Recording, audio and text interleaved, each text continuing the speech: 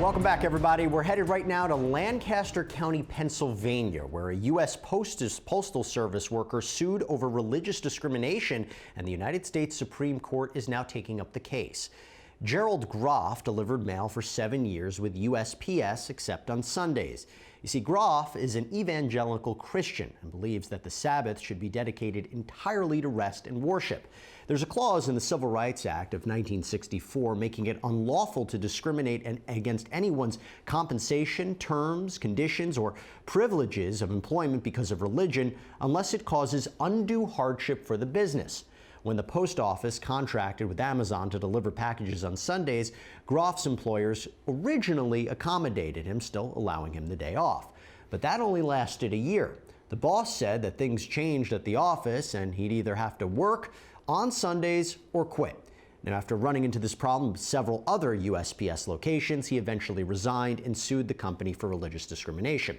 According to court filings, USPS disagrees on the basis that it is not legally required to accommodate Groff because of the hardship.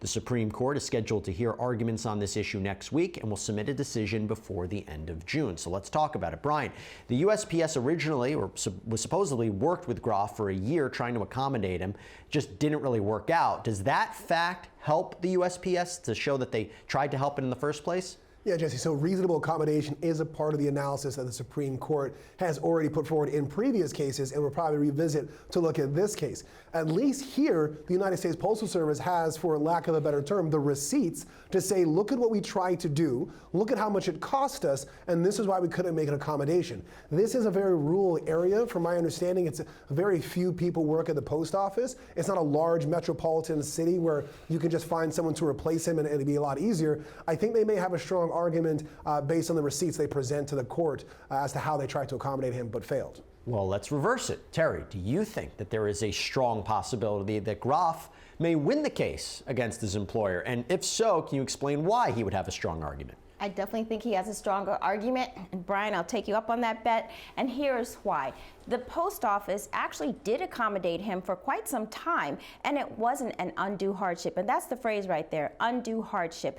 And it used to be that for religion, that undue hardship was just something that was more than de minimis. So, but now, after ADA, that undue hardship has been defined, at least when there's a disability, to be something very substantial. You have to really show that your business is going to go out of business. And I think the Supreme Court is ready to look at this. Even Gorsuch has said in cases where they declined to review that it's time to look at those original cases that looked at religion. Well, I think that this is a fascinating case. If only there were cameras in the Supreme Court, but that, I guess, is an issue for another episode of Law and Crime Daily. When we come back, a mother in Arizona thought that her daughter was kidnapped after she got a phone call asking for ransom money. Up next, we'll look at the latest scam backed by artificial intelligence.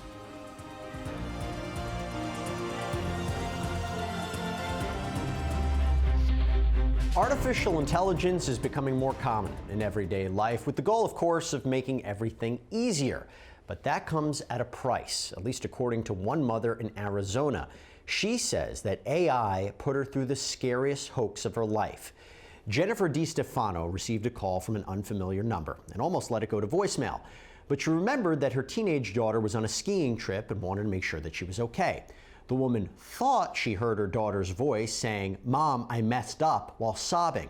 A man's voice is heard soon after telling the teen to put her head back and lie down. That same man told DiStefano that he had her daughter and threatened to drug her if police were contacted. Now, at first, he demanded $1 million in ransom, but when DiStefano said that she didn't have the money, the caller said he'd take $50,000 instead. DiStefano eventually called 911 and got a hold of her daughter, who was still on the skiing trip, who with no kidnapper in sight. Police believe that the scammer was able to spoof her daughter's voice using artificial intelligence. Now, while the identity of DiStefano's scammer is unknown, law enforcement suggests keeping social media profiles and other pages that are linked to your voice private. If you do get a call like this one, ask the caller plenty of questions and be on the lookout for any inconsistencies. But let's talk about this. So, Brian, what kind of charges could a person face like this if they ran this type of scam?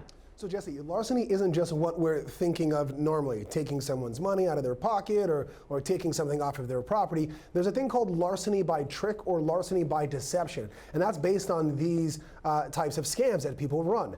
If, for example, this happened in New York, trying to steal $1 million even through a trick or deception like this, that's a B felony. You can get, what, 8 1/3 to 25 years, and even negotiating that $50,000, you're still looking at, what, 7 years as a D felony? It's a lot. It makes me a little worried. Like, should we start speaking in accents? Can they take our voices just on the show? I don't know. Ask a lot of questions, like you said. I think we need to put a filter on the Daily. Somehow filter our voices so they can't be captured. I mean, Terry, we were showing pictures of the money right there. Let's talk the civil front.